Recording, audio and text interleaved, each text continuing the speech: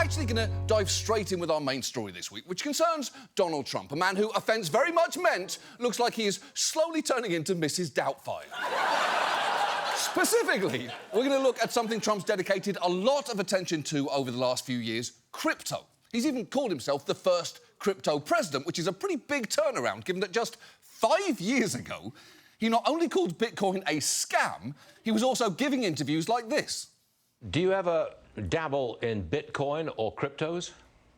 I don't. I like the currency of the United States. I think it's, I think the others are potentially a disaster waiting to happen. I don't know. I feel that it hurts the United States currency. I think we should strengthen, we should be invested in our currency, not in, they may be fake. Who knows what they are? Yeah, Trump was not a big fan of cryptos back then, and that conversation is basically what you would expect from two septuagenarians talking about Bitcoin. It has the same vibe of cranky befuddlement as Statler asking Waldorf what he thinks of ethical non-monogamy. Stu Varney, in particular there, sounds like a grandpa desperately trying to find something to talk about with his teenage grandson. So, you dabble in the cryptos? Are you on the TikToks? I saw on the evening news that Charlie D'Armadillo is pretty popular right now. Please just say anything to me. I'm going to be dead in 5 years. But since then, Trump's had a pretty significant change of heart, to the point that in 2024, he delivered the keynote at a Bitcoin convention where he said this. Those who say that Bitcoin is a threat to the dollar have the story exactly backwards. I believe it is exactly backwards. This afternoon, I'm laying out my plan to ensure that the United States will be the crypto capital of the planet and the Bitcoin superpower of the world, and we'll get it done. And Bitcoin is going to the moon, as we say, it's going to the moon. I want America to be the nation that leads the way, and that's what's going to happen. Now, if you are not a crypto person, going to the moon is a catchphrase in that world, which is a little weird, as I always assumed the official catchphrase for crypto was a first date conversation's worst nightmare. And while there are several possible explanations for why Trump made such a 180 on crypto, including that he saw an industry willing to spend a shitload to help him get elected, I'd argue the biggest one is probably that Trump realised just how much money he personally could end up making from dealing with a speculative asset, because it's turned out to be a lot. His recent financial filings show that in just his first year back in office, his personal income surged to more than $2.2 billion, most of which came from his family's crypto businesses, which brought in about $1.4 billion. In fact, crypto's become the Trump family's dominant business interest, overshadowing their real estate empire and every other business they have ever had. And as this ethics attorney explains, there is a crucial difference between crypto and all Trump's other ventures. President Trump has sold steaks. He sold gold sneakers, Bibles. How is this any different? At least those had some intrinsic value. This is like a perfect vehicle to funnel money to him and his family to enrich them. Right, although personally, I do take issue with the idea that the Trump steak or sneakers held any intrinsic value. Because if, gun to my head, I had to eat one and wear the other on my foot, I'm picking shoe for food and steak for shoe. As for Trump's Bibles, I'll just point out that the website that sold them had a question on their FAQ that said, what if my Bible has sticky pages? Which could only get more off-putting if the answer provided was just blame Craig. So given all of that, tonight, let's talk about Trump, his crypto holdings, and what they mean for all of us. And right off the bat, I should say Trump and his family have a truly absurd number of crypto-related ventures involved in all sorts of business deals, to the point that those who've tried keeping track of them have wound up making diagrams like this, which looks so intricate. It's like someone tried to map out all the relationships on Vanderpump Rules. A solid line is dating, a dashed line is exes, and a dotted line is hand stuff. And don't worry, we are not going to talk about all the Trump family's crypto involvements. For instance, I will spare you the details about Eric Trump's Bitcoin mining company, except to show you this clip of him explaining the brilliant way he helped his partners come up with its name. Never forget saying to them, listen, it's got to have 2 words in it. It has to have America, and it has to have Bitcoin. And one of the 2 guys said, listen, Eric, American Bitcoin, that's got to be the name. Holy shit, Eric. That is so smart. I mean, if I were naming an American Bitcoin company, I'd have probably said the words you had to use were Albania and giraffe, but I guess That's why I'm not a business genius like Eric Trump is.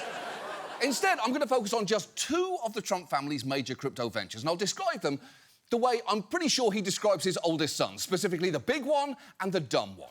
And let's start with the dumb one, Trump's meme coins. Meme coins are basically just online jokes converted into digital money, which are worth only what people are willing to pay for them. You're probably aware of meme coins like Dogecoin, Shiba Inu, and Fartcoin, a name I'm honestly shocked Eric Trump didn't come up with. I'll never forget saying, listen, it's got to have two words in it. It has to have fart, and it has to have coin. And they said, Eric, Fartcoin, that's got to be the name. And as this analyst points out, the whole value of a meme coin is built on its novelty. It is a coin that means nothing. It is like buying a pet rock, except you don't even get a rock. It has no value, it has no trading value, it's not used in commerce, nothing. Right, although at the same time, let's try and put some respect on the pet rock's name. It was the idea of Gary Dahl, who sold enough to become a millionaire in the 70s in basically 1 year. He bought a bunch of smooth rocks from a builder's supply store in Mexico for a penny a piece, and he sold them for around $4, which in today's money is $25. And just think about that. 2 years after an oil crisis, and in the midst of a recession, this guy convinced a bunch of, I can only assume, coked-out lunatics to pay the equivalent of multiple hours of their wages to buy a pet rock. Then, Gary cashed out and fucked off into the horizon. Nothing has touched the marketing brilliance of the pet rock. In fact, everyone in this audience, look under your seats right now, because you will find, I'm just kidding, I'm kidding, HBO doesn't have rock money anymore. Are you crazy? The point is, most meme coins, seemingly by design, basically follow the trajectory of pump and dump schemes. They spike in value when they first come out and then immediately crash, with insiders selling at the peak. And in Trump's case, just 3 days before his second inauguration, he launched the Trump meme coin in a social media post where he told everyone to have fun. 2 days later, on the eve of the inauguration, Melania launched her own meme coin with this social media post, which looks like she's dropping an album of Adele covers. And while it is by no means the worst part, maybe they should have workshopped the name of her coin a bit more so that it doesn't read as Smellania. Anyway, when Trump's coin first launched, many in the crypto community genuinely couldn't believe it. It was one of the craziest nights I've ever experienced in crypto, ever. Like, it was nuts because no one believed that it was real. Everyone thought it was a scam. Everyone thought that his account was hacked. OK, but as far as Trump's account getting hacked, how could you even tell? Remember, this is a man who has posted this depiction of himself taking a selfie with a lion. This one of him is the anime character Naruto. And this one of him walking with a distractingly ripped alien in handcuffs. Honestly, the only thing that would make me think Trump might have been hacked is if he suddenly posted a normal, coherent sentence without any randomly capitalised words. And unsurprisingly, the Trump coins then did exactly what meme coins tend to do. They initially skyrocketed in valuation, soaring so high that for a few hours, the Trumps and their business partners were sitting on at least $50 billion worth of it. But then inevitably, they crashed, and hard. In fact, by the following December, Trump's coin was down 92% since its peak, while Smellania was down 99%. Almost a complete wipeout in value. But Trump himself walked away with a $636 million payout. And one of the weirder interludes in his coin's journey actually came last year when Trump managed to briefly juice his coin's value up a bit by holding an intimate private dinner for its 220 top holders. And in doing so, he was basically offering access to the White House in exchange for an investment in one of his crypto ventures. A former special counsel to Obama even called the dinner an ethics nightmare. Though some of the attendees, like this guy who had roughly $500,000 tied up in the Trump coin, did leave feeling a little scammed. Going into this dinner, I was hoping to at least get a picture with Trump or actually do TikTok, so I was hoping to maybe do a trend or some short video with him, maybe like 15 seconds. It's not gonna take much of his time. I just got to the Trump dinner. Trump came, gave a speech for, I think, exactly 23 minutes. And then he left. His helicopter was right back there. Left pretty quickly, didn't stay for the dinner. Maybe he'll come back, you never know. I think you already know this, but he didn't come back. And I'm honestly racking my brain right now trying to find a single ounce of sympathy for someone who purchased a bunch of Trump's meme coin to attend a dinner where his main goal was to, and I quote, do a TikTok with Trump. But I've got nothing. I refuse to feel sadness for someone who has seemingly chosen to sit in a Lamborghini dealership and dress themselves like the second coming of Limp Bizkit. I can't do it. I can't do it. But while that dinner may have been a bust for those who attended it, shortly after it was announced, the Trump coin jumped approximately 30%. And look, we don't know if Trump sold any coins during that bump or indeed if anyone involved with it did. But the very fact we don't know is part of the problem here, because it clearly doesn't look good for a president to be involved in something like that. Jimmy Carter famously chose to put his peanut farm in a blind trust to avoid perceived conflicts of interest. And it is a little weird that, to go by Trump standards, if he just invented his own novelty currency instead, called Jimbo's Nut Bucks, people would have probably been fine with it. And it is worth remembering, while Trump personally made hundreds of millions of dollars with this nonsense, people got hurt. Nearly 1 million people who bought into the coin lost money, with their losses totalling over $3.8 billion. And while one of them was this guy, so you can't be 100% mad, it is still pretty shitty. But Trump's meme coin is just the tip of the iceberg here, which actually brings us to his family's biggest crypto venture, World Liberty Financial, the business that Trump and his sons co-founded and announced just weeks before the last election. And unsurprisingly, his sons once again brought their incredible business acumen to naming the company. We call it World Liberty because of the liberty aspect of it, but also because of the world aspect of it, right? Yeah. You know, that's such a good point, isn't it? It's called World Liberty Financial because of the liberty aspect, but also the world aspect. And you know what? Don't forget the financial aspect too. It really is the perfect combination of aspects. Now, we briefly touched on World Liberty shortly after it launched in our segment on Trump's businesses, pointing out that its co-founders include the human Axe body spray can's Zach Falkman and Chase Hero. If you didn't see that segment, just know Falkman used to teach cringe-inducing classes on how to pick up women called Date Hotter Girls. And Hero has described himself as the dirtbag of the internet and once described crypto like this. You can literally sell in a can, wrapped in piss, covered in human skin for $1 billion if the story's right. Because people will buy it, and that is what is going on in the crypto space. And like I said by the video, I'm not going to question the right and wrong of all that. All I'm saying is, as a human being, you have the ability to make a ton of money right now. OK, there are a lot of things that I want to say about that, but first and foremost, now is not the time to be talking with your hands, Chase. Let's put them at 10 and 2, you Ed Hardy nightmare. Now, since launching World Liberty Financial, the Trumps have raked in huge amounts of money, meaning that one company is now worth more to their family than any other business, including their stake in Trump Media and even Mar-a-Lago. And they've achieved this by giving people a number of different ways to buy in. The first is through purchasing the company's token. It's a so-called governance token, so owning it typically doesn't give you any stake in the company, it just allows you to vote on how the platform operates. And for this particular token, 75% of the proceeds flow directly to the Trumps as a fee. And if you are thinking that sounds like a really easy way to send money to Trump to try and curry favour with him, you'd be right about that. Take Justin's son. He spent $75 million buying those governance tokens, which, on one level, probably shouldn't be surprising, given he seems to have a habit of buying some very dumb shit. Another investor is Justin's son, the eccentric Chinese billionaire, perhaps best known for buying... It's yours. Congratulations. Thank you very much indeed. And then eating a $6.2 million banana duct taped to a wall. Look, I'm not going to say whether that banana was actually worth $6.2 million or not. I am not an art appraiser. I just have the bitchy attitude of one.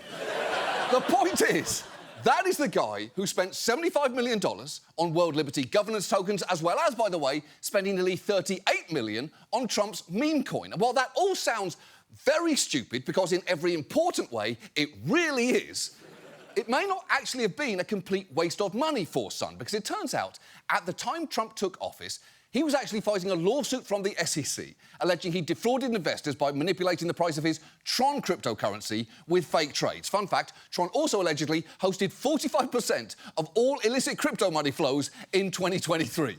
And while Tron insists that it is taking steps to prevent criminals from using its technology for illegal activity, you have to admit, it is still pretty impressive that against all odds, it turns out that the worst Tron is now somehow no longer the one starring Jared Leto.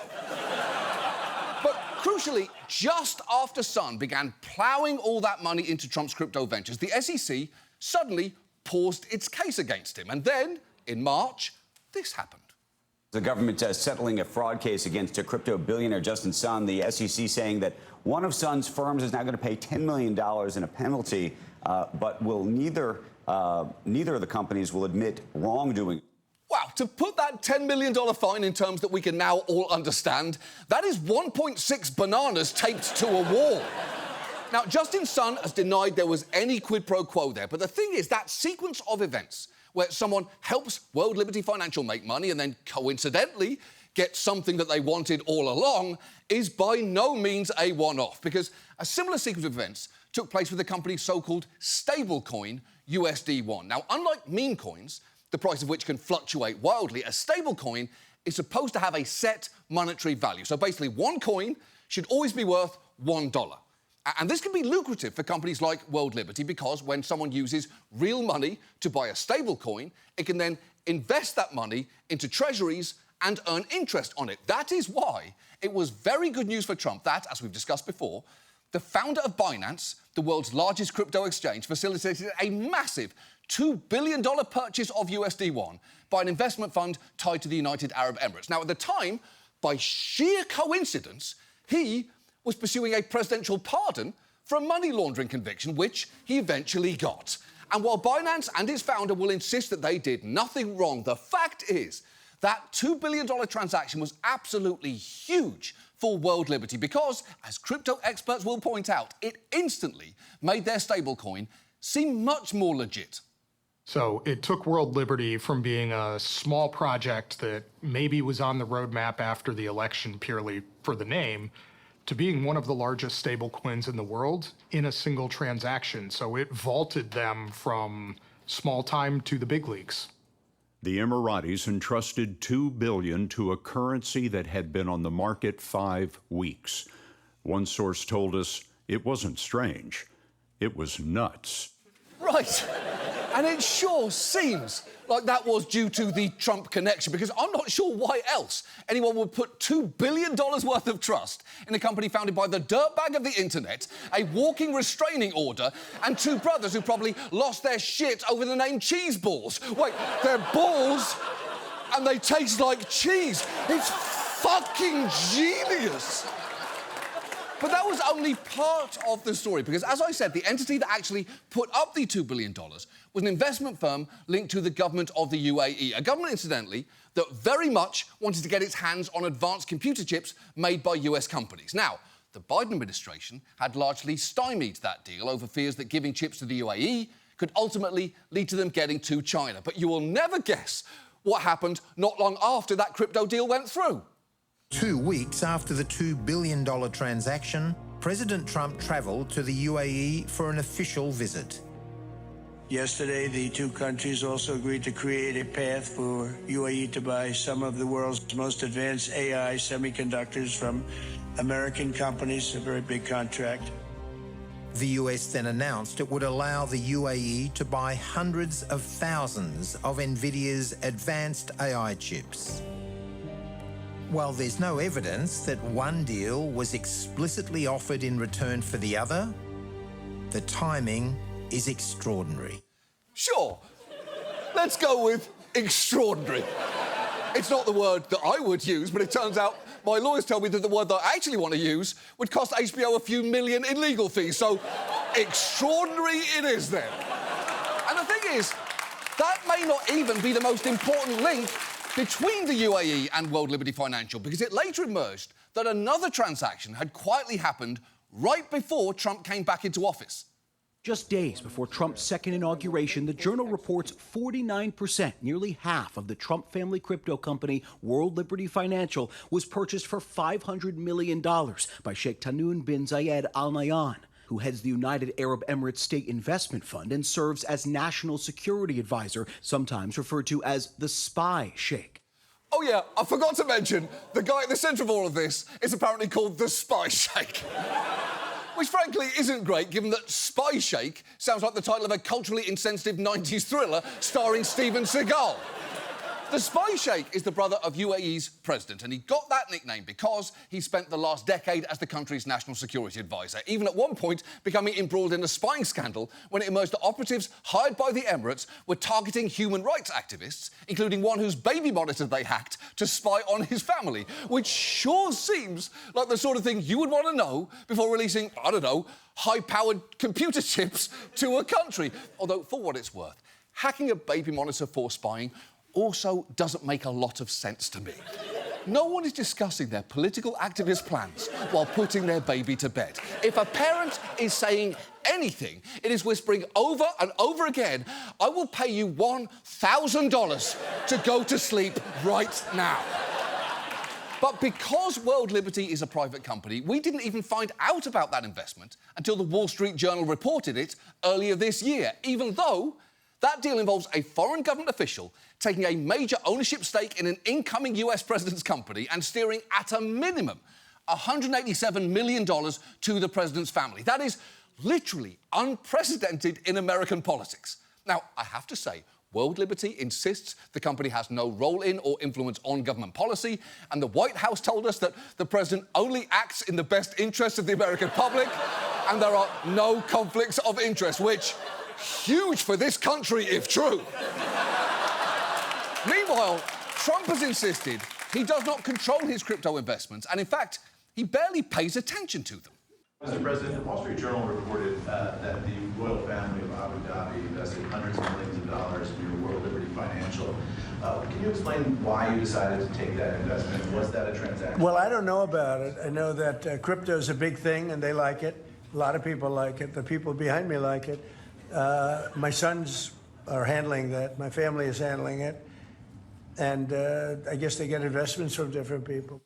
Oh, come the fuck on. In most cases, I am willing to believe that Trump doesn't talk to his sons, especially considering his wedding present to Don Jr. was apparently to not show up. But if there is anything that binds the three of these men together, it's loving money and having the beady eyes of a Build-A-Bear that's been banned from entering Victoria's Secret. So when a deal comes up that will put tens of millions of dollars in their pockets, it is really hard for me to believe that Trump is unaware of it.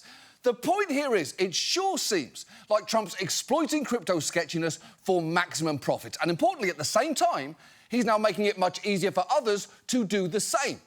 We've shown you this clip before, but at that Bitcoin conference, the biggest cheer Trump got came when he promised to fire the then head of the SEC, who was seen to be too tough on crypto. On day one, I will fire Gary Gensler and appoint a new SEC chairman.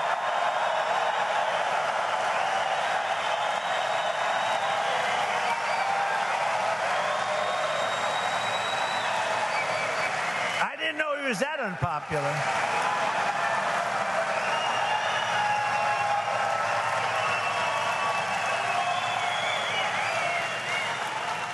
Wow. I didn't know he was that unpopular. Let me say it again. On day one, I will fire Gary Gensler. Whoa. Wow, I've got to say, thank goodness he only said that twice, because the way that response escalated, if he'd said, I will fire Gary Gensler a third time, he'd have floated out of that room on a river of cum. Now, Gensler, seeing the writing on the wall, stepped down on Trump's first day back in office, and in his place, Trump appointed the very pro-crypto Paul Atkins, and it is notable that when the Times looked into it, it found the SEC had eased up on more than 60% of the crypto cases that were ongoing when Trump returned to the White House, moving to pause litigation, lessen penalties, or outright dismiss the cases. And this administration is now trying to lock in that lax regulatory environment for the foreseeable future, because they, along with the crypto industry, are currently making a hard push for a sweeping crypto bill called the Clarity Act that would fundamentally reorder how crypto is regulated, largely shifting it out of the purview of the SEC, whose core mission includes protecting investors, and giving that authority instead to the Commodity Futures Trading Commission, a short-staffed federal agency with limited enforcement capacity and no explicit mandate to protect investors. And if the Clarity Act passes, the changes could be hard to undo. One executive of a crypto trade group has even said it gets really hard for the next administration, whether it's Republican or Democrat, to really change too much about it. And that should be worrying here, especially given that nothing in the latest draft of the Clarity Act would prevent Trump from continuing to profit from his meme coin or other crypto ventures. And look, I know you might be saying, why does any of this matter to me? I've been trying so hard to avoid thinking about or dealing with crypto right up until this point in my life. But that is actually sort of the problem here. Because if these conflicts of interest were as easy to understand as something like Jimmy Carter and his peanut farm, I think there'd be a lot more alarm about just how flagrantly corrupt and compromised Trump looks here. That is why we badly need proper guardrails going forward. But the Clarity Act is just not the answer. And until we find a better one, maybe just assume that if you see the Trump family engaging in the future in a major crypto deal, probably with an embarrassingly unimaginative name, some shady shit is likely going down. Because if after hearing all this, you truly believe that everyone funneling money to Trump through crypto, including the spy sheikh, expects nothing in return and is just making a sound, rational business decision, then frankly, I have got a $6.2 million banana that I would like to sell you.